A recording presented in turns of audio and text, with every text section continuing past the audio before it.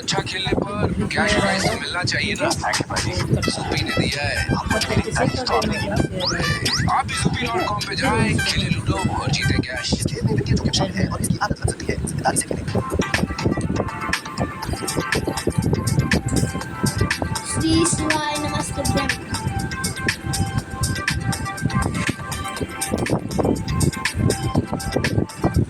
जितनी माताएं एकादशी का व्रत करती, बहुत ध्यान से सुनना आज की कथा को।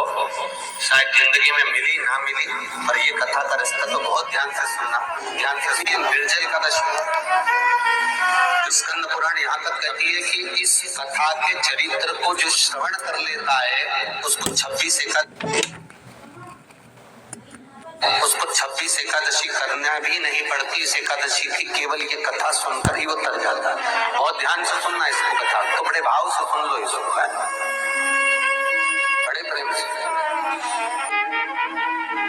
इसलिए सारी एकादशियों में निर्जला एकादशी की महत्वता शास्त्र प्रमाण करता है। महाराज, निर्जला एकादशी का उद्यापन जो करा जाता है, उसका उद्यापन और प्रदोष का जो उद्यापन करा जाता है, इन दोनों का क्रम लगभग एक जैसा है। तो निर्जला पहुंचे और निर्जला ने जाकर भगवान नारायण से निवेदन करा। भगवान विष्णु ने पूछा, क्या बात है निर्जला, आज तुम खेलती हुई यहाँ पर आकर खड़ी हो गई, क्या हुआ, क्या है?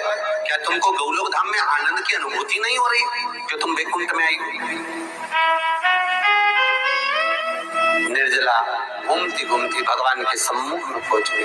भगवान ने पूछ रहे, बार बार पूछा, निर्जला हुआ क्या तुमको?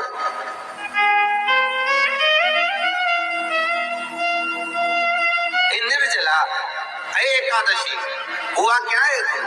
क्या कारण है तुम्हारे यहाँ आने का, वैकुंठ पहुंचने का?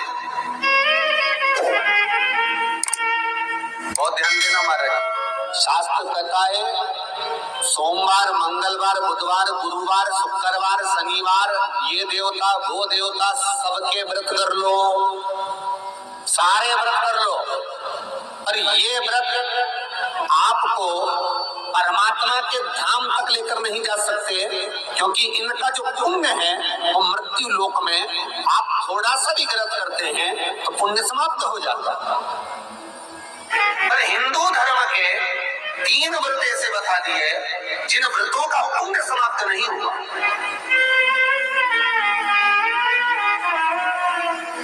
हिंदू धर्म के 3 व्रत ऐसे हो गए जिनका पुण्य समाप्त नहीं हुआ हमारा, जिनका पुण्य प्रबलता में बढ़ता गया। पहले नंबर पर एकादशी,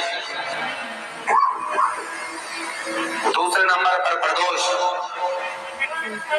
और तीसरे नंबर पर शिवरात्रि। एकादशी भी 26 है तो प्रदोष भी जम के बोलते जाओ 26 है। शिवरात्रि केवल 12, केवल 12। और अगर अधिक मास की पड़ जावे तो ये 13, और अधिक की आयु तो 13। तो यहाँ शास्त्र कह रहा है कि 3 व्रत हमारे यहाँ जिनका पुण्य समाप्त नहीं हुआ, जिनका पुण्य प्रबल हुआ, बढ़ा। इसलिए आज भी माता एकादशी का व्रत करती है। और एकादशी का व्रत कर अगर कोई जीवात्मा को देते हैं, कोई मर भी गया तो उसको एकादशी का दान देते हैं। एकादशी का उसका दान किया है। महाराज निर्जला खड़ी पूछा, क्यों आई, क्या कारण? निर्जला आई तब लक्ष्मी मैया उठकर निर्जला के करीब में निर्जला बहुत सरल थी। निर्जला कहते हैं कामा एकादशी सबसे लंबी है। कौन सी एकादशी? कामा। फिर मोक्षदा उससे नीची है महाराज। और निर्जला जो है बिल्कुल छोटा स्वरूप है। निर्जला का मतलब देखा जाए तो केवल 2 चोटी करी हुई है। मस्तक पर भोर लगा हुआ है निर्जला के, माथे पर बिंदी लगी हुई है निर्जला के, सुंदर गले में तुलसी की मालाएं पहनी है निर्जला, हाथ में जो हाथ फूल जैसी मालाएं पहले पहनती थी, आपको ध्यान में होगा, ऐसा बड़ा फूल होता था, अंगूठियां पड़ी होती थी, हाथ में ऐसा लगा रहता। तो निर्जला हाथ फूल भी तुलसी के धारण करती, बड़ा सुंदर स्वरूप है माता निर्जला का। महाराज छोटी है तो माता लक्ष्मी उनके पास में गई और निर्जला से जाकर पूछा, निर्जला तेरे आने का कारण क्या है, तू बता। नारायण आपसे इसलिए आई हो, क्या है तुम्हारे आने का कारण? निर्जला ने कहा, मेरी विनती केवल इतनी सी है मां कि मैं ये चाहती हूँ कि मैं जीव के प्राण छूटने के बाद उसके प्राणों को जिस समय मैं लेकर जीवात्मा के प्राणों को परमात्मा तक भेजूं, वैकुंठ तक भेजूं, गौलोक धाम तक भेजूं, उस बीच में मुझे ले जाते समय कई नरक भी बीच में पड़ेंगे, कई स्थान ऐसे बैतरणी आदि स्थान बीच में आएंगे, तो वो स्थान में मुझे रोका ना जाए, मैं सीधे भगवान के धाम पहुंच जाऊं। ऐसी कृपा, ऐसी दया।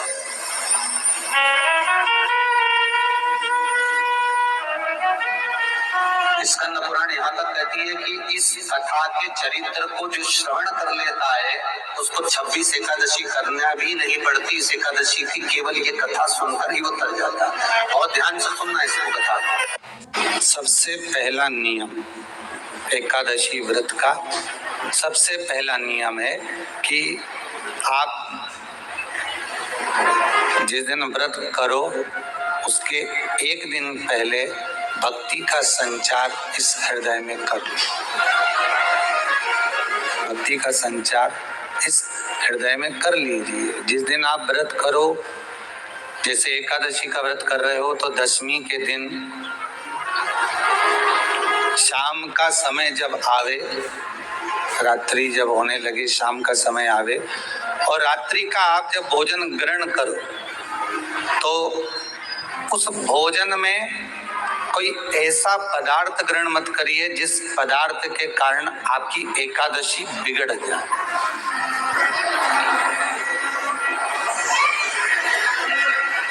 कोई बेकार भोजन में ग्रहण नहीं करना, श्रेष्ठ भोजन ग्रहण करिए दशमी। और एकादशी का दूसरा नियम बहुत ध्यान से सुनिएगा। जिस दिन आपकी एकादशी का व्रत हो उस दिन प्रयास करिएगा कि अपने हाथ से किसी भी वृक्ष की कोई पत्ती टूटे ना। अपने हाथ से किसी भी वृक्ष की, पौधे की, किसी भी वृक्ष की पत्ती अपने हाथ से ना टूटे। बहुत ध्यान दीजिएगा महाराज। एकादशी का ये दूसरा नियम है कि अपने हाथ से किसी पौधे की, किसी वृक्ष की, किसी डाली की कोई पत्ती टूटे ना, कोई पत्ती ना टूटे, इसका प्रयास करिए।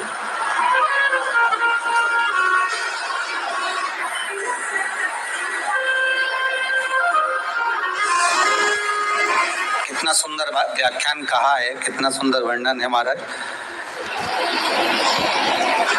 कि मात्र एकादशी का व्रत कर लेने पर हमारा पाप कर्म है, हमने किसी जीव की हत्या करी है, हमने किसी को कष्ट प्रदान करा है, हमने किसी को अपशब्द कहा है, हमने किसी को ताने दिए, हमने किसी को आड़ा टेढ़ा कहा है, हमने किसी को गालियां दे दी है। मात्र एकादशी का व्रत ही कर लेने पर ये सारे जो दोष हैं वो समाप्त हो जाए।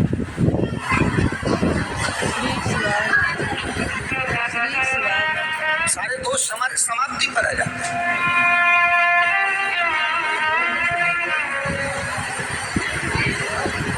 नमस्ते।